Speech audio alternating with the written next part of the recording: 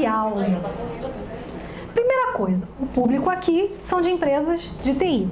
Vocês, em relação ao E-social, vocês têm quase que uma dupla função. Vocês são, ao mesmo tempo, empresas que terão que cumprir, ou seja, clientes dessa norma do governo, e, ao mesmo tempo, muitas de vocês vão ser desenvolvedoras do software para o E-social, porque o governo não vai te dar um software. Você vai ter que ter um sistema em que esse sistema tem que seguir os layouts do E-social, ou seja, as regras que o governo, e aí especificamente SERPRO, determinou, e esse software vai gerar um seu, que você adquiriu, você mesmo pode desenvolver, afinal de contas, vocês são empresas de TI, você desenvolveu, vai colocar ali as informações e transmitir para o E-social, ou seja, transmitir para o governo. Então, ao mesmo tempo, vocês têm que cumprir de mandar a informação e muitos de vocês também podem ser fornecedores desse produto, desenvolver para seus clientes. O que significa a sigla? Sistema de Escrituração Digital das Obrigações Fiscais, Previdenciárias e Trabalhistas. É um nome grande, né? Porque, tentando simplificar essa alegoria que é esse nome do E-social, resolveu-se juntar várias informações no lugar só. Vocês hoje não têm que preencher GFIP, CAGED, RAIS e tantas outras coisas. Então, o Ministério do Trabalho, Receita Federal, Previdência e a Caixa Econômica, porque ela é a Caixa gestora do FGTS, resolveram se juntar. Olha, as mesmas informações que a empresa tem que mandar para você, Caixa Econômica, tem que mandar algumas outras para você, Receita Federal também. Tem que mandar para a Previdência também. Vamos juntar tudo isso. Só que ele não só juntou. Se fosse juntar, seriam só as informações que hoje vocês já prestam através desse cadastro. Colocou várias outras informações que antes vocês não informavam ao governo. Vocês, por exemplo, em algum lugar, vocês mandam para o governo para saber se vocês têm programa de medicina e saúde, o PCMSO. Ninguém manda. Não tem nenhuma norma, nenhum cadastro administrativo do governo que você tem que mandar isso. Mas vão ter que mandar com o E-social. Então, além de juntar todos esses cadastros que hoje vocês já fazem, eles pegaram todas as outras informações sobre a relação de trabalho. Tudo. É detalhe do detalhe do detalhe que vocês vão ter que informar ao governo. Não tem escapatória. Então, pode passar. Esses são os órgãos envolvidos, já falei, Ministério do Trabalho, Caixa, Receita Federal e Previdência Social. Pode passar. Base legal.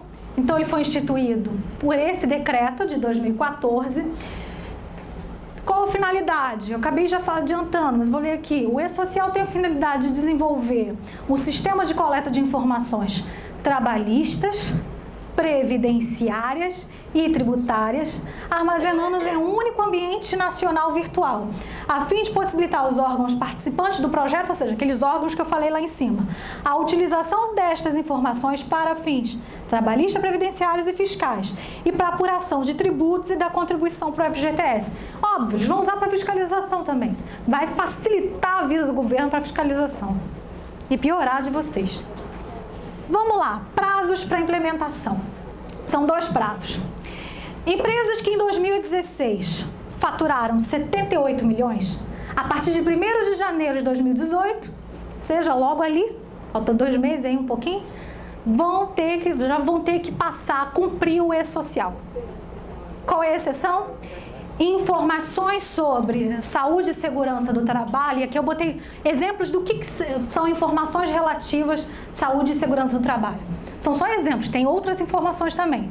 O Programa de Controle Médico de Saúde Ocupacional, o PCMSO, Programa de Prevenção de Riscos Ambientais, o PPRA. Essas informações de saúde e segurança do trabalho só são obrigadas a informar 6 meses depois, ou seja, só passa a valer para essas empresas que faturaram 78 milhões em 2016, a partir de 1º de julho de 2017. Perdão, 18. E para as demais empresas, as que faturaram menos de 78 milhões em 2016, pessoal do lucro presumido, simples, O prazo de implementação, a partir de quando será obrigatório, é 1º de julho de 2018. E para os eventos relativos à saúde e segurança do trabalho, mesma coisa, 6 meses depois, mas contando 6 meses depois, a partir de 1º de julho de 2018, vai dar em 1º de janeiro de 2019. Acredito que muitos, a maioria do público aqui, esteja mais nesse segundo prazo, que é de 1º de julho de 2018. Aí você vai pensar, nossa, eu tenho tempo até lá.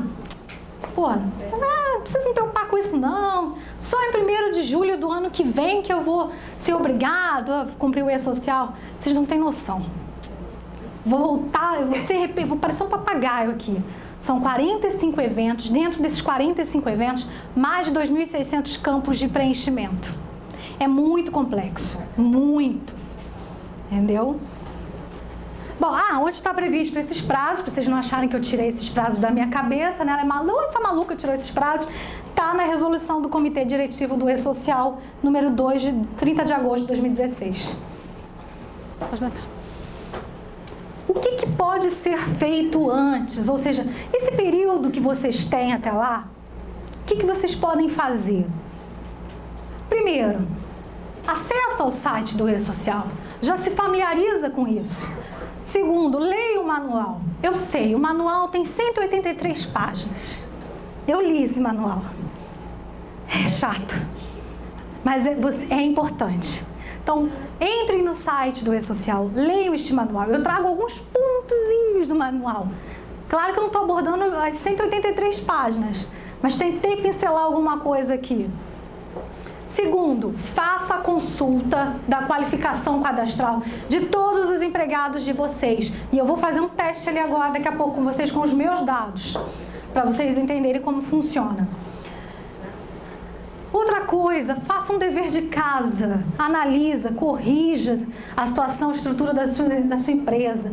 Então, por exemplo, você tem cargos hoje, volta a bater na tecla do CBO. Cargos que não têm CBO. Ajustem isso. Ajustem todas as outras informações. Atualize as informações dos seus trabalhadores. Se ele mudou de endereço, pega isso. Revê toda a estrutura de remuneração. Tudo. Porque informações falhas vão gerar problemas para vocês. Vocês, por exemplo, nessa qualificação cadastral aqui, os empregados que apresentarem problema nos dados, vocês não vão conseguir incluir no E-Social. Então, vocês já podem corrigir essas informações agora, para não chegar lá em 1º de julho ou em 1º de janeiro, se você é uma empresa que faturou mais de 78 milhões, você ter problemas na hora de preencher isso. Lembrando, para quem faturou 78 milhões em 2016, que vai chegar em 1º de janeiro, ou para as demais empresas lá em 1º de julho, é nesse dia que tu vai entrar no E-Social e vai fazer o primeiro cadastro. Qual é a primeira do cadastro? Das tabelas, identificação da empresa. Você vai ter que colocar informações relativas à sua forma de tributação, informações relativas à KNAI preponderante da empresa. Então, muitas vezes eu atendo empresas que não atualizam o KNAI. Atualizem, dê uma olhada na Receita Federal, tá? Pode passar. Aqui eu coloquei o teste que eu fiz com o meu nome, mas como não dá para ver muito bem, está muito pequenininho. E também eu queria fazer de uma forma que vocês pudessem acompanhar, saber onde ver. Então a gente vai fazer, eu vou fazer aqui agora, para vocês poderem ver, na verdade que a Lohana quer fazer para mim. Então vamos lá. Ela vai entrar agora no site do E-Social, que eu já deixei aberto, que eu vou mostrar como fazer a consulta da qualificação cadastral. Esse aqui é o site do E-Social, tá ali o portal. Peraí, volta lá, foi muito rápido. Então tá aqui, ó, na barra de menus, consulta qualificação cadastral. Clica aí. Tem duas formas de você fazer essa consulta. A consulta online ou a consulta em lote. A online, você pode consultar até 10 empregados por vez. Se você é uma empresa pequena ou média, dá para fazer online. Agora, numa empresa muito grande, com 500 empregados, imagina você ficar consultando de 10 em 10. Você tem que fazer 50 vezes isso. Então, você pode mandar por lote. Mas aí tem que ter um arquivo específico para isso, tá? Vamos fazer pela consulta online agora. Não. Foi. Aqui, clica aqui no verde. Consulta online. Vamos lá, bota meu nome aí todo. Data de nascimento. CPF.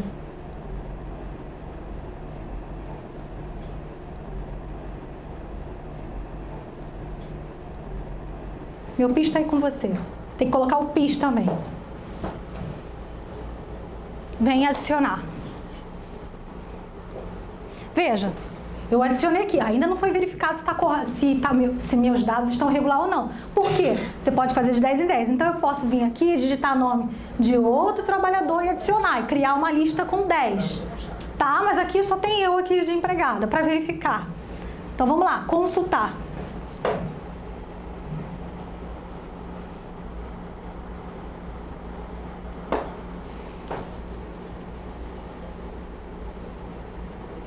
Aqui, boto ali, JM.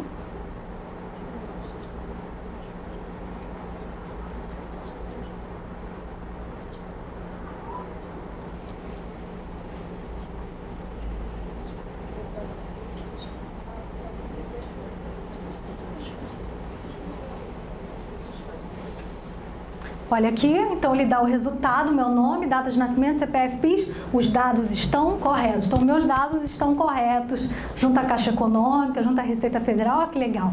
Tá tudo corretinho em relação a mim. Vocês vão ter que fazer essa verificação com todos os empregados de vocês, porque se chegar no dia que for lá para enviar as tabelas do E-Social, se tiver problema, se tiver algum dado irregular, não vai aceitar. Então, vocês já podem fazer essa consulta antes. É um dever de casa. Para não chegar no dia 1º de janeiro ou 1º de julho, fulano deu errado. Sabe uma coisa que acontece muito? Dois exemplos. O cara já tem um PIS ou um NIT. Quando ele entra na empresa, a empresa abre uma nova numeração para ele. Aí dá problema, porque tu vai bater 2 PIS. Aquele mesmo CPF está com 2 PIS. Pois é, vai dar problema. Na hora de preencher o E-Social. Outra coisa que pode acontecer com mulher, que casa, muda o sobrenome e esqueceu de atualizar na Receita Federal, na Caixa Econômica, pode dar problema também. Então, são os 2 casos mais típicos. Trabalhador com mais de uma numeração de PIS, que entrou na empresa, ele já tinha uma numeração, e a empresa abriu um novo, e esses casos de mudança de nome. Tá? Vamos passar. Rapidinho. Não, pera, deixa. Mas eu já comecei a fazer isso pelo Alterdata. Oi? Eu já comecei a fazer isso pelo Alterdata. Ah, você está fazendo em lotes. É. Ah, tá, ok, pode fazer em lotes. Inclusive, quem tem problemas no cadastro da Previdência, o empregado tem que ligar para 135 e agendar em lá. Exatamente. Que vocês só vão conferir se está errado, se os dados dele estão corretos ou não. Muitas das coisas para ser regularizado, quem vai regularizar é ele. Você vai virar para ele, fulano, você vai ter que ir na Caixa ver lá seu problema, disso, aquilo. Na Receita, corrigir seu nome. Entendeu? Bom, o que é isso aqui? Bom, mas o seminário não é, o tema não é E-Social. Que história é essa de EFD Reinf? Quem for contador aqui já com certeza já sabe o que é. Ah, isso eu já sei o que é. Quando nasceu o projeto do E-Social, ele nasceu para ser tudo unificado dentro dele. Mas chegou numa parte da história, a Receita Federal, que é um dos órgãos que faz parte do E-Social, disse o seguinte: eu acho que a informação relativa a esses 3 eventos, e eu vou depois dizer quais são, eu acho que isso tinha que estar separado do E-Social. Porque, pensa bem, essas informações hoje, geralmente quem faz é a contabilidade ou o financeiro da empresa. Se eu botar junto do E-Social, o cara do RH que não entende muito bem disso vai ter que fazer isso. Ou do DP, do administrativo, que não está acostumado com isso. Então, a Receita Federal acabou, com seus argumentos, convencendo os outros órgãos, e um pedaço das informações que você informaria através do E-Social, você vai informar através do EFD-REINF. Então, o EFD-REINF, ele é complementar ao E-Social, eles andam juntos. Vamos lá. Então, o que é o EFD-REINF? Escrituração fiscal digital de retenção e outras informações. Gravem a palavra retenção, porque os 3 eventos são relacionados à retenção. Informações relativas a retenções específicas. Vamos ver aqui. Por meio do e-social, as empresas enviarão as informações relacionadas às relações de trabalho, as quais abrangem as informações necessárias para a apuração das contribuições previdenciárias e das contribuições de outras entidades e fundos, FGTS, por exemplo, incidentes sobre a folha de pagamento e remunerações. Porém, aí foi o que eu expliquei, a questão do EFD REINF. Em 3 hipóteses, as informações relativas a determinadas retenções deverão ser encaminhadas por meio da EFD REINF, que foi instituída por essa instrução normativa da Receita Federal. Pode passar. Quais são, então, essas 3 hipóteses na qual você não vai mandar informação pelo e-social, você vai mandar pelo EFD REINF? Pessoas jurídicas que prestam e que contratam serviços realizados mediante cessão de mão de obra, nos termos do artigo 31 da lei. Veja, não significa que esta pessoa jurídica, todas as informações ela vai mandar pelo REINF. Ela vai continuar usando o e-social para todas as demais informações, mas para efeitos dessa retenção previdenciária, de cessão de mão de obra, ou seja, contrato de trabalho temporário, em que você contrata uma empresa para te fornecer mão de obra. O que você faz na nota fiscal? Você não retém a contribuição previdenciária? Construção civil, no caso, seria? Também, mas a construção civil tem uma coisa mais específica à parte. Eu não trouxe que o pessoal de TI... Então, você não retém essa contribuição previdenciária quando vocês fazem isso? Então, essa informação relativa a essa retenção, em vez de você mandar pelo e-social, você vai mandar pelo EFD REINF. Pessoas jurídicas responsáveis pela retenção do PIS, COFINS e CSLL, que são contribuições, são tributos. Terceira hipótese, aí afeta vocês, empresas de TI. Optantes pelo recolhimento da contribuição previdenciária sobre a receita bruta, ou seja, quem fez opção pela desoneração da folha de pagamento. Então, as empresas aqui que fizeram a opção pela desoneração da folha de pagamento, as informações sobre esse tributo, sobre esta contribuição, em vez de você mandar pelo e-social, você vai mandar pelo EFD REINF. Qual o prazo para entrar em vigor o EFD REINF? O mesmo do e-social, porque um é o complemento do outro. O EFD foi um pedaço do e-social que ficou um pouquinho à parte, que a Receita pediu para deixar à parte. Pode passar. Aqui eu estou explicando uma daquelas 3 hipóteses, que é a cessão de mão de obra. Então eu trouxe um pouquinho mais especificado. Eu coloco aqui o artigo 31 que fala dessa retenção da contribuição previdenciária quando você contrata uma empresa para te fornecer mão de obra. O que o artigo 31 da lei previdenciária diz? A empresa contratante de serviços executados mediante cessão de mão de obra, inclusive em regime de trabalho temporário, deverá reter 11% do valor bruto da nota fiscal. Então, é essa retenção que o EFD vai tratar, entendeu? Uma das. Pode passar.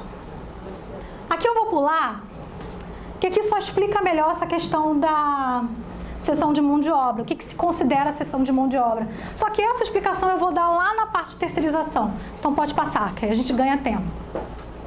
Vamos lá. O que o e-social vai substituir? Eu já meio que adiantei. GFIP, outras declarações e formulários, como por exemplo CAGED e Arrais, mas tem outras coisas também. Pode passar. Agora a gente começa a falar um pouquinho dessa história dos 45 eventos. Bom, como eu repeti, o e-social tem 45 eventos. Eu botei 2.000 aqui, mas ontem eu conferi, mas eu acabei esquecendo de atualizar. São mais de 2.600 campos para preencher.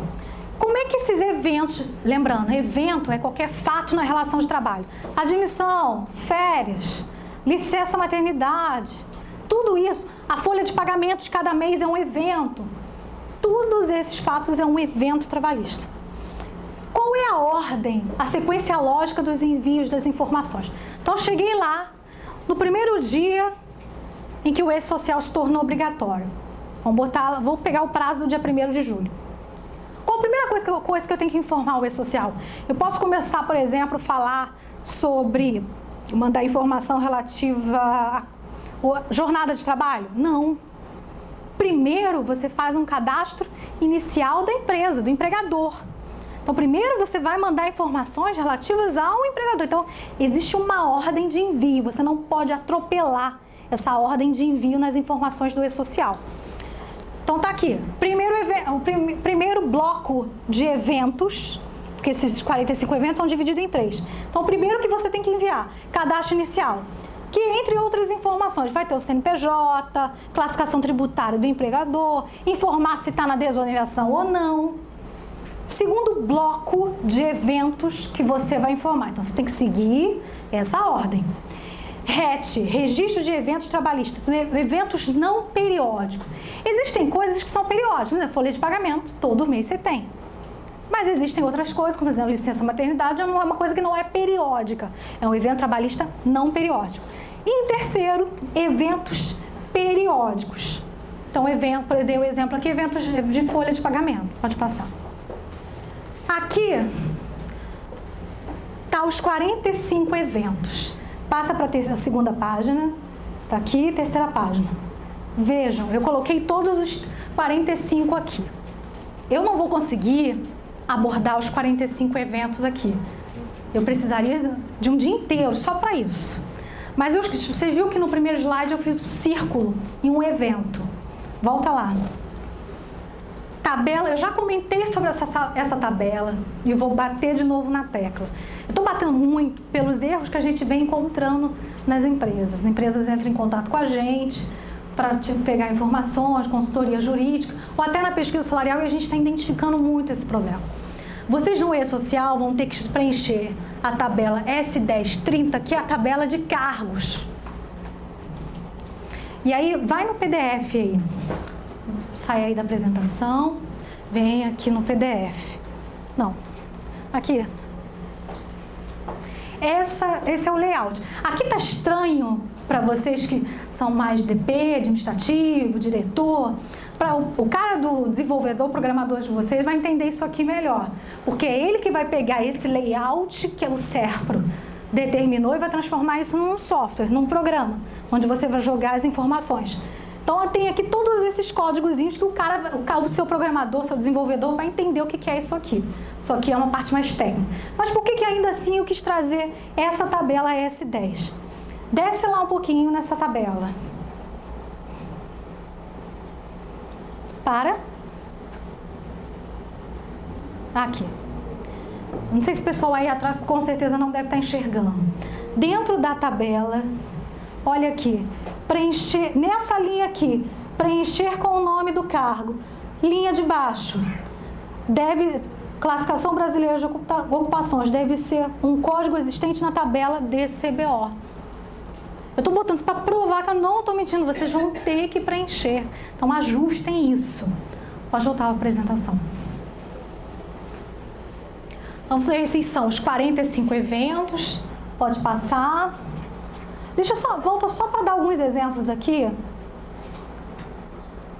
Veja, olha quantas coisas vocês vão ter que informar. Tabela de rúbricas, ou seja, o que vocês pagam, todas as comissões, bonificações e tudo mais, salário, ambiente de trabalho, tabela de horários de turno. Aqui, remuneração do trabalhador vinculado ao regime da Previdência. Pode passar. Admissão, cadastramento de vínculo, alterou o contrato de trabalho, tem uma tabela específica só para se você fez uma alteraçãozinha no contrato de trabalho, mudei o local de trabalho, não vai trabalhar mais dentro da empresa, vai trabalhar locado no cliente. Então, uma tabela específica para você informar isso. É loucura, isso é loucura. Pode passar aviso prévio, insalubridade. Aqui, já está atualizado com a reforma trabalhista. Olha essa tabela 2260. Convocação para trabalho intermitente. Então, você convocou o trabalhador para na semana que vem trabalhar 1 dia ou 5 horas, você vai ter que informar no E-Social. Tem uma tabela específica para isso. Olha só. E aí pode passar. Aqui eu estou dando um exemplo de sequência de envios de informação. Qual é a ordem lógica? Que o sistema ele só vai aceitar nessa ordem. Então, primeiro, cadastro inicial, como eu tinha falado, você vai colocar a razão social da empresa, CNPJ, o regime tributário. Depois você vai pegar e vai mandar a tabela de estabelecimento. E aí, nessa tabela de estabelecimento, você vai informar o RAT desse estabelecimento, ou seja, risco ambiental de trabalho, vai informar o FAP, que é o fator acidentário de prevenção, KNAI preponderante, dentre outras informações daquele estabelecimento que você está cadastrando no e-social. Passa. Aí, na sequência, você vai enviar a tabela S1010, que é a tabela de rúbrica. Quais são os salários que você paga, todas as outras verbas. Aqui, próximo passo, tabela de cargos. Veja, você vai enviar a tabela de cargos antes de enviar a tabela com os vínculos. Antes de você informar para o e-social quais são os empregados que você tem, primeiro você tem que informar qual é a sua estrutura de cargos. Olha que coisa! Depois, enviar a tabela de horários, na qual será informado todos os horários dos empregados. Também vai constar o tipo de controle de jornada que você faz. Então, vamos supor que isso é um erro muito comum que eu vejo as empresas fazendo. Qual o seu controle? Pergunto para a empresa, você faz seu controle de jornada como? Eu faço ponto eletrônico. Sim. Então, você segue a portaria 1510. Sigo. Então, você está cadastrado no Ministério do Trabalho, né? Você e o fabricante do seu ponto. E não estou, não. Então, você não está adotando o ponto eletrônico da portaria 1510. Porque pela portaria 1510, você tem que estar cadastrado no Ministério do Trabalho e o fabricante do seu ponto eletrônico também, com um modelo especificado lá no Ministério do Trabalho. Se você não tem isso, presume-se que você está adotando um ponto eletrônico alternativo àquele previsto na portaria 1510 de 2009. Ponto eletrônico alternativo você só pode usar se tiver um acordo coletivo de trabalho lhe autorizando usar ponto eletrônico alternativo. Isso está previsto na portaria 373 de 2011 do Ministério do Trabalho. Então, cheguei aqui na hora de mandar meu e-social. Aí eu informei pro e-social que eu uso ponto eletrônico. Aí as entidades lá receberam a informação do e-social. O Ministério do Trabalho, peraí, mas ela usa ponto eletrônico? Mas ela não está cadastrada aqui comigo como uma usuária do ponto eletrônico da portaria 1510. Nem eu estou bem vendo aqui que o fabricante desse ponto dela também não está aqui cadastrado comigo. Então, ela deve usar alternativo. Deixa eu ver lá no depósito de acordos coletivos se ela tem um acordo coletivo autorizando. Não tem. Esse ponto eletrônico é irregular. Olha que maravilha. Cruzamento de dados. Fiscal nem precisa ir na sua empresa. Vamos lá, pode passar.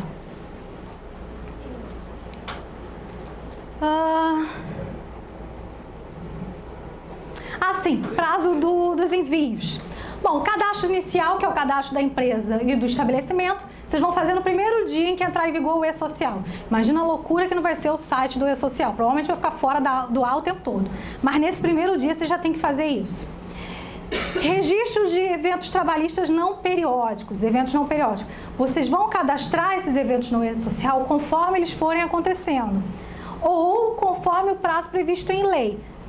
Então, por exemplo, fiz a admissão, eu não posso, como eu tinha falado antes, não dá para eu pegar a carteira de trabalho, ficar segurando ali na gaveta, porque eu esqueci, deixei muita coisa para fazer, e isso é verdade, realmente o tempo é muito corrido.